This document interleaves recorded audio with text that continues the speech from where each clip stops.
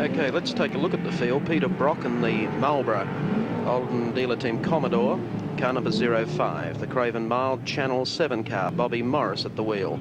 And I would think looking towards finishing ahead of Kevin Bartlett in this particular heat. Charlie O'Brien and the Roadways Commodore was second fastest in qualifying. Bob Morris third, Kevin Bartlett fourth. Ronnie Dixon in the AFCO Finance Camaro, beautifully turned out car number 2, another of the Camaros that will be looking to at Bathurst this year.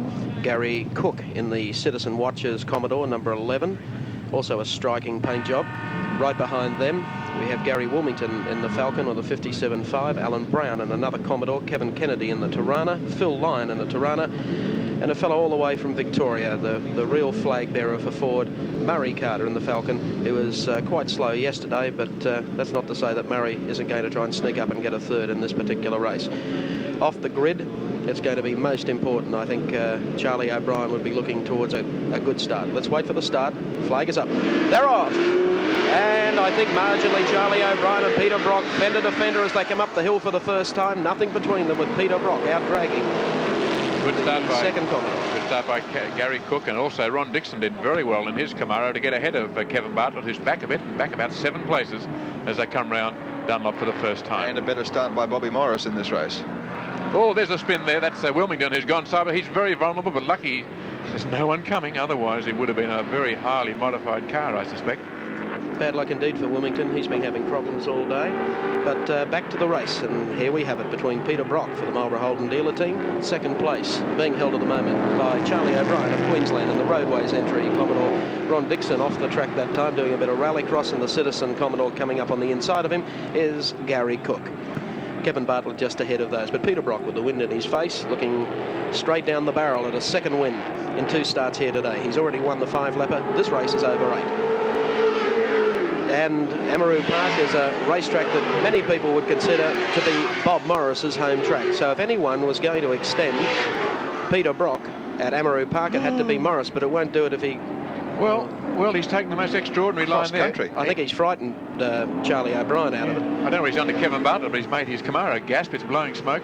Bob went very wide at the top of the circle. There's Garry Cook gone wide. He's backing it off the track because that's an awful place to be, but the field goes through. It's a disaster as far as Garry Cook, but not as bad as if someone had hit him head on, which was the consequence of staying there. He's out of the way.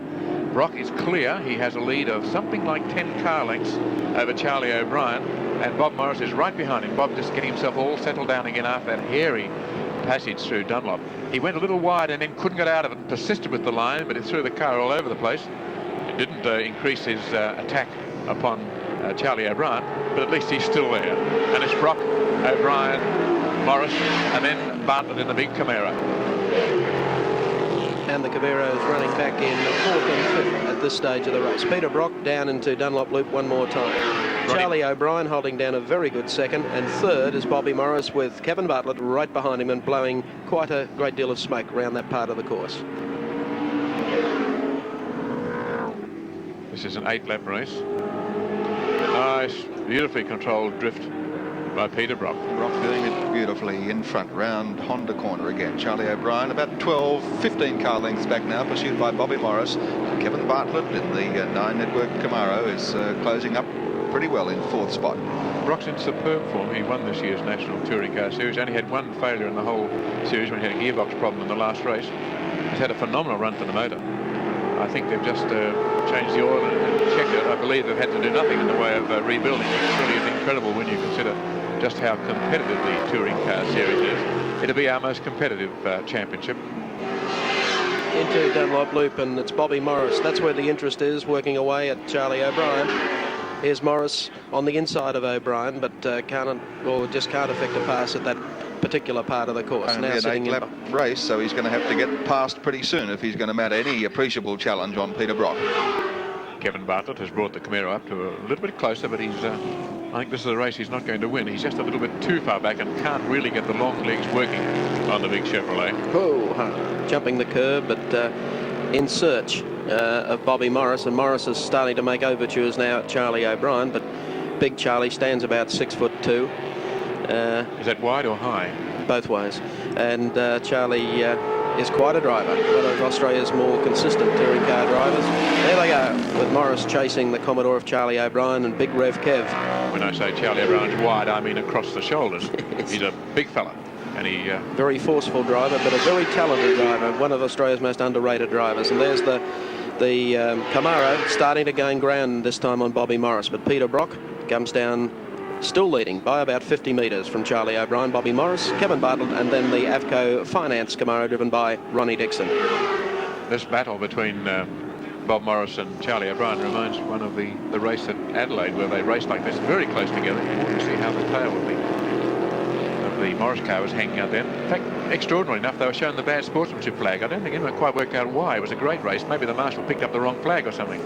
But it was a battle a little like this, where they really were at it, hammer and tongs all through, although that slightly tail-wagging exit from Honda corner has put Bobby Morris back a little bit more, and now he's got to do it all again. Well, at this stage, Bobby Morris, of course, has been running his Commodore all season. Queenslander Charlie O'Brien has just virtually debuted the Roadways car. This is its third appearance, and it's come on with a very, very strong finishing record. So, as you can see, they're really getting them sideways, coming through Dunlop and onto the back part of the course. Bobby Morris a little more sideways than most, giving the Craven Mile 7 car quite a handful of opposite lock. You can see the way he's really chucking it around, and notice the way that almost stealthily Kevin Bartlett is just gobbling up. He's just closing a little bit at a time. He certainly has made up more ground than either of the others. There's Bobby Morris. Coming down with just over 2 laps to go, and Peter Brock through Rothmans in the Marlborough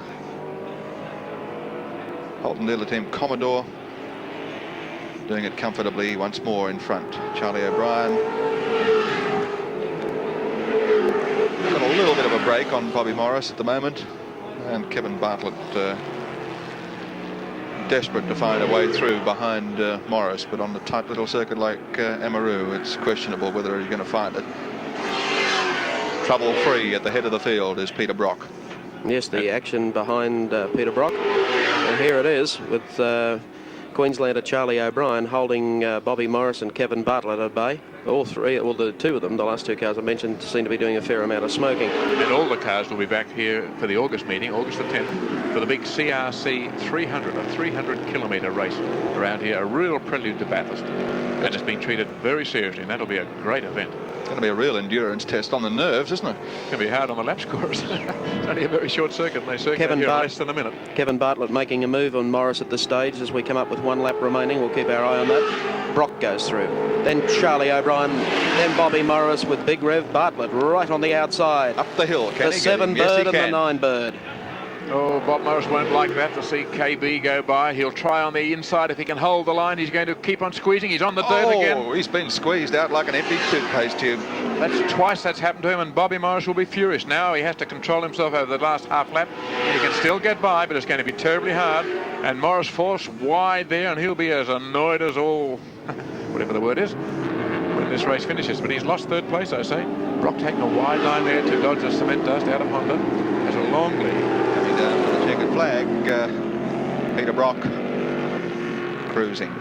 Bobby Morris still making a move from behind on Bartlett, but here's Peter Brock, 0-5. The laps have run out.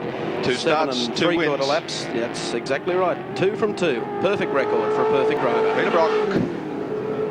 2nd place to Charlie O'Brien. 3rd place to Big Rev Kev Bartlett. I tell you what, he did that one tough. He had to come from behind to knock off Bobby Morris. He made a bad start, was way back, and judged his race perfectly. Saw an opportunity, came on the outside over the top of the hill, put Bobby Morris into a very awkward position. Instead of retreating, Bobby stayed there and probably lost more ground and must have really had an anxious few split seconds trying to control the car. Kept on the road, but lost his 3rd place. Placings are identical to those in the first heat of the 3-litre Touring Car Challenge. Car 05, Peter Brock, the Marlborough Holden dealer team Commodore, in 1st place. Charlie O'Brien in 2nd place, the Roadways Commodore, then Bob Morris in the Craven Mile Channel 7, Kevin Bartlett in the Channel 9 Camaro in 3rd place, and then in 4th place, Bob Morris in the Craven Mile Channel 7 Torana. These are the top placings in Heat 2 of the 3-litre Touring Car Challenge, and we'll be back with more after this.